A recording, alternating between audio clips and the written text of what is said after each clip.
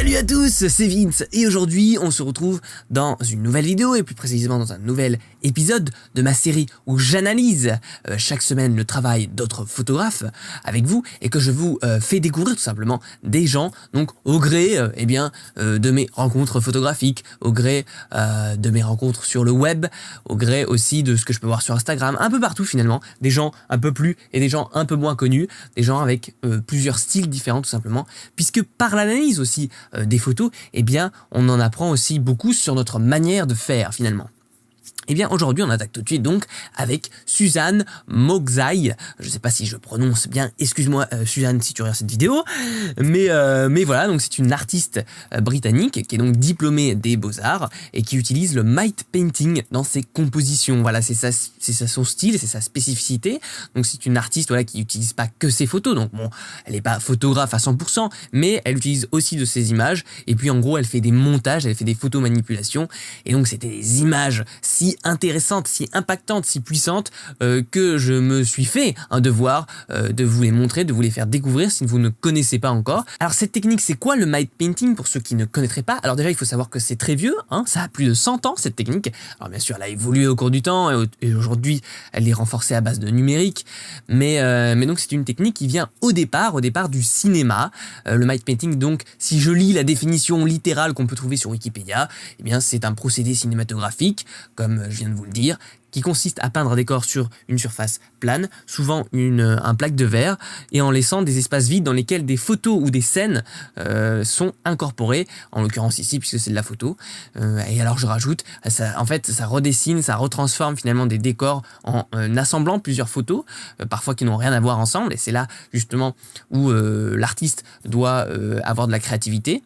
Ça peut aussi transformer des décors dans le sens où ça peut les étendre, donc ça peut, par exemple, on va capter juste une partie du plateau et on va étendre virtuellement la suite, la perspective, en justement peignant un décor. Alors il faut que ça soit réaliste, un minimum, pour que ça fasse pas artificiel, mais ça peut très bien rendre, suivant le talent justement de la personne qui fait ça. Donc voilà, à créer, en gros, on recrée des décors entiers à partir de certaines photos et on peut faire aussi des photos manipulations, c'est-à-dire créer des décors qui n'existent littéralement pas. Alors pour vous faire comprendre un peu plus ce que c'est, parce que là c'est très imagé, je peux vous montrer une photo making of dans une des vidéos sur le site donc de Suzanne. Et on voit très bien comment elle fait à peu près. On voit pas trop d'autres plans dans la vidéo, mais en gros donc elle fait des petits découpages, elle met ça sur des sortes de plaques avec des projos, elle prend la photo et elle doit encore retoucher ensuite avec plusieurs passes dans Photoshop, etc. Donc ça a l'air très très intéressant ce procédé. Surtout, c'est original et ça crée de très beaux rendus. Alors ensuite, qu'est-ce que je peux vous dire sur l'artiste? Elle fait environ 6 à 7 photos par an, ce qui est assez peu. Enfin, en tout cas, 6 à 7 photos par an avec cette technique de matte painting, puisque ça demande beaucoup de temps et de la réflexion. Et ça peut être intéressant, en fait, à partir du moment où vous avez un certain niveau, alors pas de faire 6 ou 7 photos par an, parce que là, c'est sûr, vous n'allez jamais y arriver, mais faire des gros projets comme ça, qui vont vous demander beaucoup d'énergie, plus d'énergie que juste un petit shooting de temps en temps, et qui vont vous demander de mobiliser des ressources et de l'énergie, et de travailler vraiment sur une image pendant longtemps pour essayer de la rendre la plus parfaite possible selon vos critères bien sûr, et d'ériger véritablement son travail dans ce qu'on pourrait appeler une œuvre d'art, carrément une sorte de tableau. Donc ça peut être intéressant. Après, c'est une autre manière de travailler finalement que de faire des shoots à la chaîne pour s'entraîner, ce qui est très bien aussi, et de les retoucher à la suite en 1 ou 2 journées. Ça peut être intéressant aussi de se poser et de se dire, de créer tout un concept de A à Z, et ça permet par exemple de se débloquer si vous êtes dans une période de stagnation créative. Voilà, ça peut être intéressant. Alors, quel est le but des images de Suzanne finalement? C'est elle qui dit que c'est de faire en sorte que le spectateur se questionne et participe à la construction au niveau de l'imaginaire. Parce qu'on va le voir tout à l'heure quand je vais vous critiquer et vous analyser l'ensemble de ces images, c'est que ça invite véritablement à l'imagination. Invite véritablement l'imaginaire à chercher ce qui se passe derrière les formes, derrière les murs, elle fait vraiment travailler cette partie-là de l'inconscient du spectateur, et sachant que l'imaginaire est plus puissant finalement que ce que l'on voit sur l'écran. C'est pour ça par exemple que dans le film Alien, le premier du nom, vu qu'on voit carrément jamais la créature, on imagine à chaque fois à quoi elle pourrait ressembler, cet extraterrestre, ce monstre qui tue comme ça aussi facilement, et du coup notre imaginaire étant si puissant, on est normalement on a peur, voilà. Donc voilà pour ceci. Alors elle dit aussi que l'acte de manipuler et de composer différents fragments de différentes images ensemble exemple, les éloigne de leur contexte d'origine et élargit ainsi leur potentiel de narration. Par exemple, elle va intégrer, on verra tout à l'heure aussi, une forêt voilà, de conifères, de sapins à l'intérieur par exemple d'une grande pièce. Eh bien, ça les éloigne donc de ce qu'est une forêt et ce que représente finalement une forêt dans l'imaginaire collectif. Et voilà, on aurait pu faire des photos dans la forêt en créant tout un truc artistique et tout, mais là c'est différent. Donc elle intègre la forêt dans une pièce et du coup il faut reconsidérer vraiment l'espace et l'objet narratif qu'occupe d'habitude la forêt dans les histoires ou dans les images. Donc c'est intéressant aussi, c'est une piste artistique à étudier. Ensuite, elle dit que dans ses premières œuvres composites, elle explore le concept de confinement spatial qu'elle a conçu à partir donc, de fragments de photos et de peintures, puisqu'elle mélange vraiment beaucoup de choses. Quand je dis elle combine des photos, elle va véritablement faire une recherche. Elle part à la recherche donc pendant plusieurs mois parfois. Donc, elle cherche des images dans des magazines, dans des anciens livres, elle les scanne et tout, dans des National Geographic des années 1950, 1970, etc. Donc, elle va vraiment faire toute une démarche de recherche pour trouver des images qui ne sont pas que dans Google Images, puisqu'il n'y a pas tout dans Google Images, il ne faut pas croire ça. Donc voilà, elle dit ensuite que les architectures sont déconstruites par des éléments anormaux, notamment des sources de lumineuses contradictoires. Donc on va avoir une lumière qui est naturelle, dans le sens ça n'a pas été créé artificiellement par des projecteurs, mais elle est contradictoire, c'est-à-dire elle n'a pas sa place et du coup à l'intérieur de notre cerveau ça va faire un petit peu et on va pas tout comprendre et en tout cas on va se poser plus de questions et surtout ça donne des rendus qui sont assez uniques et qu'on ne voit pas en temps normal. Elle dit aussi qu'il y a une perspective anormale et qu'il y a des paradoxes d'échelle, donc c'est intéressant. Donc, tout ce qui est dans la photomanipulation finalement. La lumière produit des ombres dans les mauvaises directions, les murs ne se rencontrent plus dans les coins et les zones de ces images comme un mur ou un ciel se couvrent d'ombre ou de lumière, ce qui ajoute des paradoxes architecturaux, je vais y arriver, complexes. Voilà, donc on va voir tout ça. Et puis aussi, il faut savoir qu'elle a exposé largement à l'échelle nationale et internationale depuis 2002 et que son travail se déroule dans de nombreuses collections publiques et privées importantes. Donc, Suzanne pèse dans le game. Elle aime nous le rappeler. Alors là, on est sur son site, un truc très très très sommaire, dans le sens où, voilà, encore avec quelques boutons sur fond blanc, encore une fois. On voit bien ici le image copyright. Bon, ça c'est pas nécessaire forcément de le mettre sur votre site. On a compris que c'était votre photo. Et puis de toute façon, de mettre ce copyright, enfin, ça sert à pas grand chose. Mais bon, voilà, si ça peut vous rassurer, pourquoi pas. Donc ensuite, voilà, ça c'est la page d'accueil, c'est sûrement l'image qu'elle préfère, c'est l'image aussi de tous les articles qui en parlent. Alors dans ces galeries, en fait, ce qui est bien, c'est que ça va être classé par date. C'est-à-dire que si je vais dans Selected Work, par exemple, ici avec mon excellent accent, eh bien on tombe entre 2006 et 2007, donc ça c'est son travail sur cette année-là. Et si on va après dans Borderland, par exemple, donc à chaque fois elle nomme ses photos et elle met la date. C'est assez pratique, donc n'hésitez pas aussi à, quand vous commencez à avoir beaucoup de photos, beaucoup d'années derrière vous, de classer les photos par année, et c'est ce qu'on va regarder d'ailleurs, on va regarder au fur et à mesure son évolution au fil des années, et ça peut être intéressant en fait de voir votre avancement, de voir d'où vous partez, et puis aussi, n'hésitez pas à mettre vos anciennes photos quand même sur votre site, même si elles sont plus représentatives de votre niveau, puisque d'abord, je l'avais déjà dit dans cette série, que ça correspond à une période photographique de votre vie, donc à une manière de retoucher, à une manière de shooter bien spécifique. Et puis d'abord ça montre bien que vous avez progressé, donc c'est intéressant pour les gens, même si c'est un niveau un petit peu en dessous de ce que vous faites aujourd'hui, ça montre que vous avez progressé, et puis il y a quand même des choses où on peut être content, même 3 ans, 4 ans en arrière, donc voilà, n'hésitez pas. Et puis ça montre aussi que vous travaillez depuis longtemps dans la photo, que vous venez pas de débarquer dans le game, quoi. Voilà, après donc il y a le petit à propos classique, et ce qui est intéressant c'est que c'est accompagné d'une vidéo, et aujourd'hui c'est intéressant vraiment de compléter, si vous voulez, votre à propos écrit, alors que son à propos écrit, il est un petit peu long, je trouve personnellement. Donc moi, j'ai essayé déjà de le compacter au maximum sur mon site, parce que les gens prennent pas le temps de lire en fait les à propos quand ça devient trop long. Donc voilà, faites un petit truc, un petit peu personnel, et puis ça peut être bien aussi donc de le compléter par une vidéo, là aussi assez courte, véritablement, hein, essayez de faire moins de 10 minutes, voire moins de 5 minutes, pour raconter en fait qui vous êtes, et là en fait elle montre son travail, un petit peu son atelier. C'est comme ça que je vous ai montré l'image making of. Et donc ça apporte un véritable plus parce qu'on met un visage sur la personne qui est derrière le site. Donc on va avoir plus tendance, ça va être plus simple pour nous finalement de prendre contact, voire d'acheter ces tirages. Et surtout, on la voit parler, on entend sa voix, on la voit bouger et tout. Ce qui est très différent, encore une fois, d'une photo fixe qui aurait été sur le à propos. Bon, après je donne ce conseil, mais personnellement je ne l'ai pas suivi parce que mon à propos, entre guillemets, c'est ma vidéo Qui suis-je sur mon YouTube. Du coup, voilà, j'ai pas voulu me mélanger, il y avait déjà assez de trucs sur mon site, mais voilà. Et puis après elle a mis ses apparitions dans la presse, etc. Donc c'est un site finalement qui est très sommaire graphiquement parlant, puisque c'est finalement juste du fond blanc et une petite police d'écriture, mais qui marche puisqu'il y a absolument tout ce que l'on désire et il y a beaucoup de contenu, donc pourquoi pas. Voilà, les photos apparaissent juste un peu petites, encore une fois, ce qui est dommage, mais sinon à part ça, tout est nickel. Alors voyons tout de suite et attaquons directement l'analyse de ces images de cette chère Suzanne. Alors supprimons, fermons ça là, ce petit making of. Alors première photo donc de matte painting, donc ça c'est dans ses premières années vraiment, 2006-2007, où elle a commencé à faire ça un petit peu à côté de son travail de photographe et puis de son travail d'artiste, puisqu'elle a été diplômée des Beaux-Arts tout de même, ce n'est pas rien. Et puis donc voilà, ça vient d'ailleurs peut-être de là aussi, cette envie de faire des découpages, des collages. Et là donc ça crée une œuvre vraiment surréaliste, dans le sens où dans la réalité, on ne voit pas ça, logiquement.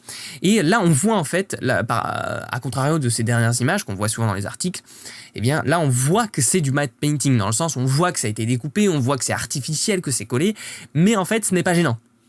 Alors je sais pas si c'est volontaire de sa part ou si à l'époque elle ne maîtrisait pas assez son art pour faire quelque chose d'assez réaliste comme aujourd'hui, mais en tout cas quand je vois ça, moi je ne me dis pas aïe ça fait mal parce que ça a l'air artificiel. Au contraire, je trouve que l'artificialité a ici un charme. Et par exemple ce genre de système pour faire apparaître les forêts, donc là en l'occurrence c'est une photo, mais c'est vachement utilisé dans les anciens jeux vidéo. Je sais pas si vous avez été un gros gamer dans vos vies, mais par exemple je vous conseille un jeu, je l'ai pas sous la main là, mais c'est Fable Anniversary qui utilise notamment ce système, il me semble, dans les forêts de Knossoglade, pour ceux qui connaissent.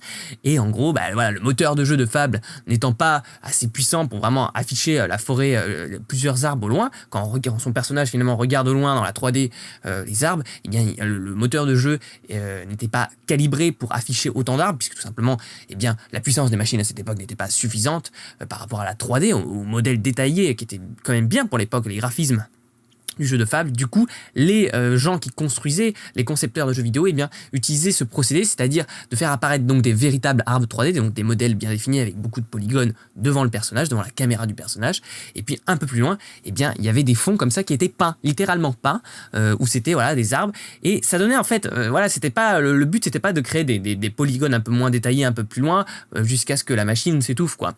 Et même si ça aurait marché, ça aurait été beaucoup moins stylé, parce qu'on aurait vu des trucs dégueulasses, des sortes d'arbres, vous avez sûrement remarqué ça aussi déjà dans les jeux vidéo, des sortes d'arbres avec 4 côtés qui sont en fait, on appelle ça low poly en 3D pour ceux qui connaissent.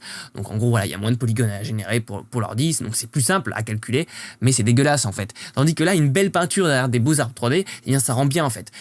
Si la peinture est bien réalisée, ça donne un côté artificiel, mais on se sent bien. En tout cas moi dans ces forêts là, dans ce jeu, c'était vraiment très graphique, très beau. Si vous aimez l'image, vraiment jetez-vous sur Fable, le premier du nom sur PC, c'était incroyable. Le 2 il a toujours été sur Xbox, ils n'ont jamais adapté. Bref, le mec s'égare, on va partir dans une chaîne de gameplay.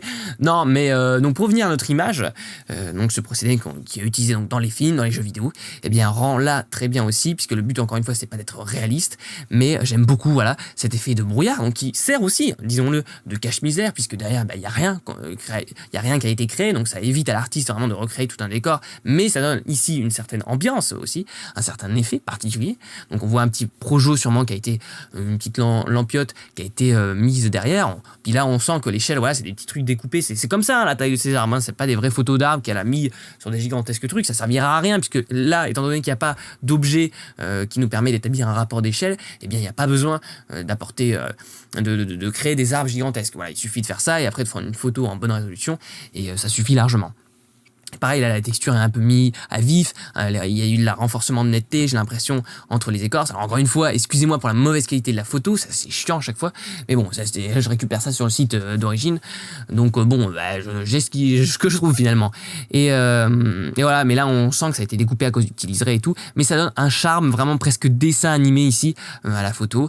Pareil, ces ombres, et donc ces arbres qui sont mis en autofocus hors de la profondeur de champ en gros, pour faire croire justement que c'est une une vraie scène mais une fausse scène en même temps. À mon sens, en tout cas, ça rend extrêmement bien. Alors, passons à la photo suivante immédiatement.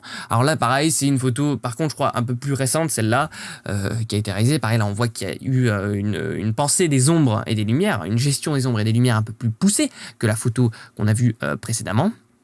Mais là, pareil, c'est système d'arbres. Et là, on voit du coup que le décor, c'est pas du brouillard. Cette fois, si elle a pris le parti pris de redessiner. Donc ça, c'est exactement comme dans les jeux vidéo. C'est-à-dire, voilà, ça c'est redessiné. Donc la montagne, pour prolonger, entre guillemets, la montagne, la réelle montagne, la vraie montagne.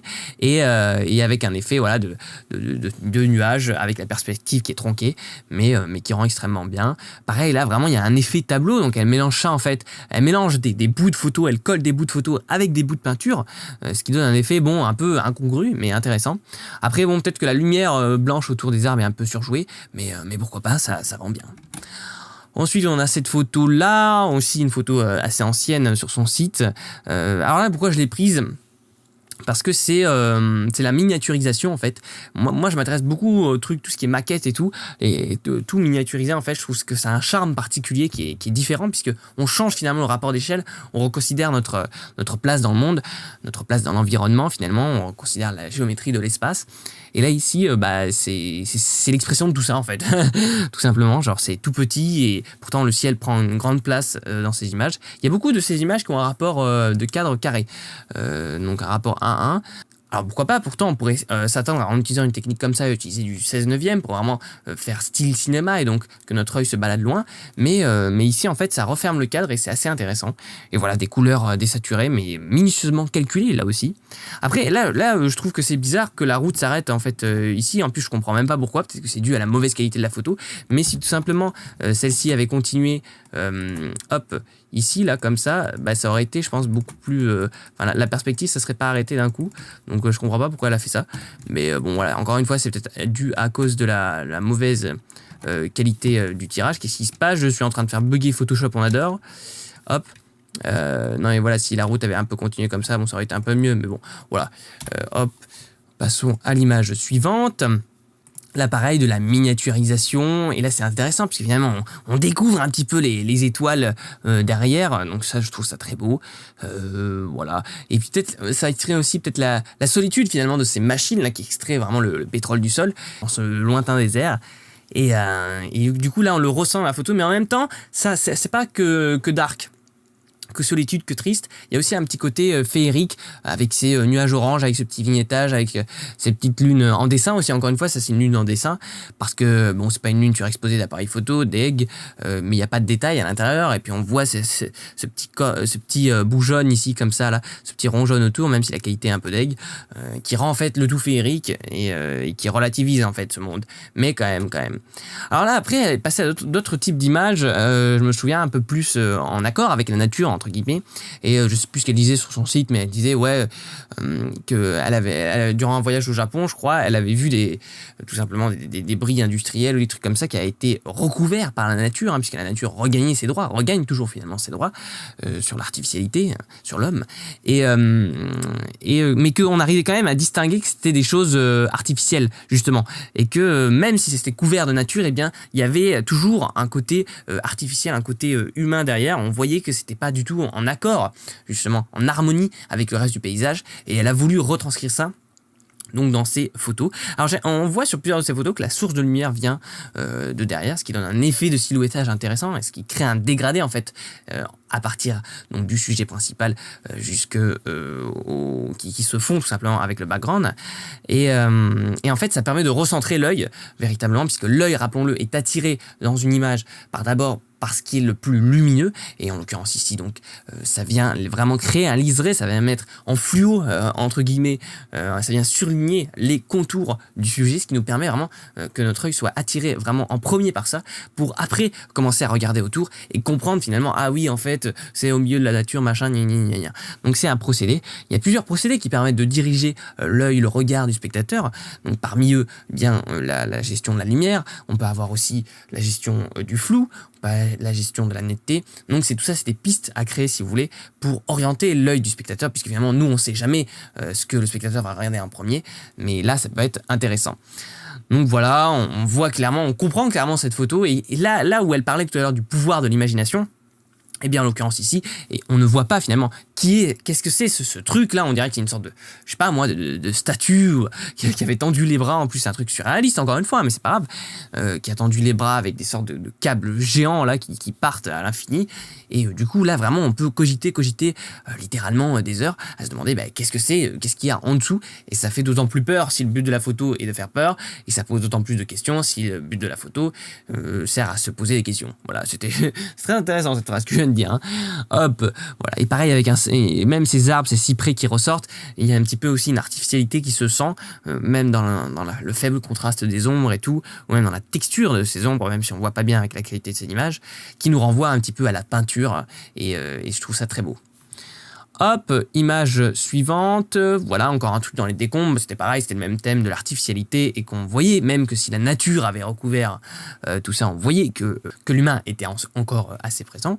Alors là c'est bizarre parce que on a l'impression qu'il y a une sorte de cerf, de cadavre de cerf, des ossements, et qui se termine en fait sur une tête en bois. Bon, pourquoi pas, du coup voilà, encore une petite interrogation, c'est bizarre. Là, pareil, on est dans une sorte de trou dans un mur qui a l'air un peu trop parfait, entre guillemets, parce qu'il fait pile la taille du cadre. Ce qui renvoie à l'artificialité de l'image. Sur ce genre de photo, il faut vraiment réfléchir comme ça. Il faut vraiment l'analyser comme un tableau, en mode, voilà, c'est pas une photo classique, vu que c'était des bouts qui ont été collés les uns avec les autres. Et l'artificialité de l'image. Et il fait très dessin, dans le sens où on voit un petit peu, même avec la mauvaise qualité, donc regardez vraiment encore en 1080p, j'insiste, ce genre de série, on voit les petits points, les petits ronds qui sont dus à l'impression, la technologie qui est utilisée pour rendre une image sur une impression, donc avec des petits points de couleur, hein, puisque là on n'est plus sous forme de pixels sur un écran, sur le papier, donc c'est des petits points de couleurs différentes, et bien qui vont créer une image, et là elle les a gardés volontairement, elle les a pas effacés, ce qu'elle aurait pu faire peut-être en post-production, avec différents filtres de flou, etc. Là elle les a gardés pour garder l'authenticité du document, du papier, et sûrement bien sûr un document, ce trou de pierre qui sûrement n'avait rien à voir au départ avec ce genre d'image. Et puis dans cette photo aussi, elle a laissé des éléments qui ressemblaient étrangement à des choses que l'on connaît, nous, et qu'on va interpréter avec notre cerveau d'humain. Par exemple ici, c'est ce bout de métal qui ressemble étrangement à un chien. Et ça, je suis sûr qu'elle a laissé volontairement pour que vraiment on interprète des formes, des objets, des visages dans tout ce bordel finalement, puisque c'est ce que c'est. Voilà. Et puis là encore, la lumière vient du fond de l'image et vient taper en contre-jour, hein, et pour silhouetter vraiment et créer du contraste dans les objets, leur créer du volume, un certain volume, et détaché de cet effet de collage justement, et ça vient contraster joliment. Hop, encore une autre image de forêt, décidément elle apprécie la forêt. Là c'est un des rares cadrages qui est un peu plus élargi, un peu plus dans la longueur, donc un peu plus typé 16/9, voire 2/35 ici, pour ceux qui connaissent un peu les ratios de cadre. Et là, en fait, ça donne un effet totalement différent, puisque c'est plus une sorte de carré qui va ressembler à une peinture. Là, c'est vraiment un truc, on a l'impression qu'on peut se promener, une sorte de courbe infinie, finalement, autour de ce lac. Et voilà, après, j'ai pas trop lu de trucs sur cette image, donc je pourrais pas vous raconter un peu plus de choses, mais on a encore cet effet d'artificialité. Après, je sais pas si c'est dû à la mauvaise qualité du photo ou du scanner, mais si c'est volontaire, par exemple, cette petite teinte bleue dans les ombres, eh bien, rend extrêmement bien. Ça rajoute du cachet, ça rajoute de la complexité dans l'image. Par contre, ici, là, je comprends pas, hein, ce que c'est, parce que je me dis, bon, ok, ça c'est un autre arbre, ou alors peut-être un truc de bois, là, c'est peut-être un ancien bateau, c'est ça, avec une sorte de mât, et encore, je crois que je surinterprète un petit peu. Mais pourquoi là c'est bleu comme ça? C'est dégueulasse. Ça vient casser tout le truc, mais je pense que ça vient plutôt de la copie de l'image. Mais vérifiez quand même vos photos avant de les mettre sur votre site, hein, surtout si c'est votre galerie en ligne et que vous voulez vendre des tirages. Mais là c'est vraiment bizarre ça. Si quelqu'un a la réponse, sait-on jamais, qui se manifeste ou se taise jamais. Suivante image. Là, pareil, elle a copié encore plein de bouts de trucs, machin. Alors, cette cam, pourquoi pas. Ça fait un peu trop restant. Ah, si, mais ouais, c'est une sorte de prison, en fait, ici, avec les barbelés. Oui, j'avais déjà regardé l'image et je découvre encore des trucs. C'est ça qui est bien avec des images qui sont complexes, comme ça. En fait, ça nous permet, en fait, de véritablement prendre du temps. Et à chaque fois qu'on regarde l'image, on s'ennuie jamais. C'est pas une photo qu'on va zapper en 2 secondes. C'est ça que je veux dire. Et donc tout ça, elle a montré dans quelques photos sur son site. Elle a tout assemblé, hein, de A à Z, de A à Z. Cette canalisation, ça n'a rien à voir. Ici, on le sent, par contre, que la lumière est un peu trop différente. Mais là, rappelez-vous, son but à elle, c'est vraiment, en fait, c'est en cohérence avec sa démarche artistique, finalement. Elle a dit que son but, c'était aussi de créer des paradoxes de lumière, des paradoxes d'éclairage, finalement. Et donc, si ce débris ici ne correspond pas à la qualité, à la lumière ambiante de l'image principale, de la key light, on pourrait dire, eh bien ce n'est pas grave, puisque c'est elle sa volonté.